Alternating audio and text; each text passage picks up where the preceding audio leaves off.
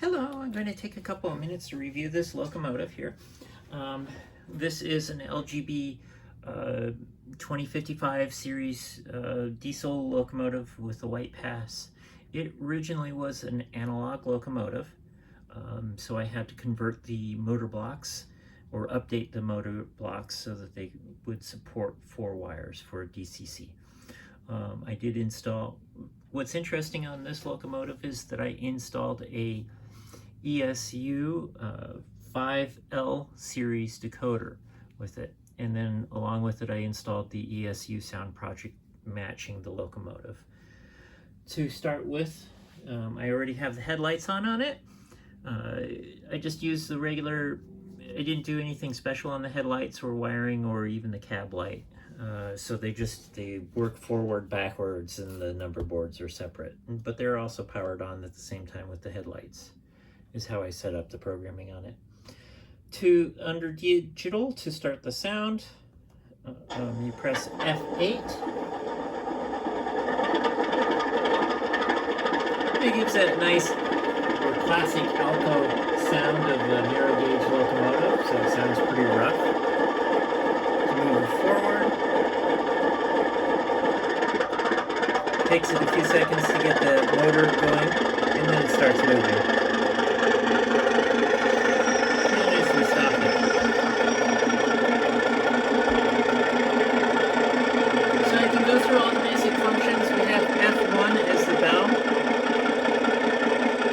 Takes it a second to get the bell going.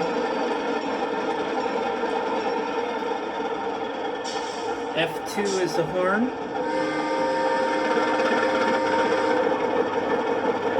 F3 is a coupler. I didn't set up a coupler waltz on this because they're just a regular hook-and-loop couplers. F4 is a dynamic brake for when it's operational or moving.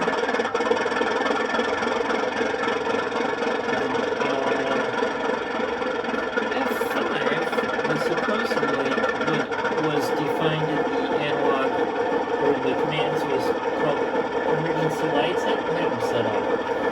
Also, F6 is for ditch lights, which it's not set up for. F7 is flange squeal, and it has to be moving for that. And then you have F8 turns on and off the sound. F9 allows me to set the handbrake, so to speak. And then F10 is a brake as well. F11 is a radiator fan. F12 dim the headlights.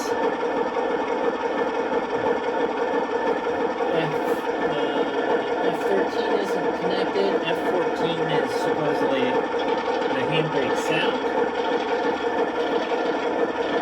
F15 is what they call an isolator switch.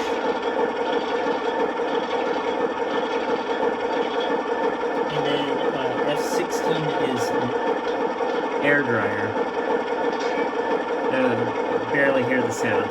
Now, the interesting thing about this, as per the customers, this is set up also for DC operation. And I installed or set up the reed switches. So what I have is a little magnet on this little wand underneath it. The right reed switch activates the whistle, and the left is the bell. Again, this is an ESU decoder versus a Zemo decoder. There's a little bit of different sound effects on it. I also added a physical volume control for it, so we can turn its volume down a little bit. The volume control was installed in the original place that was designated for volume control and some of the switches. There are no other switches.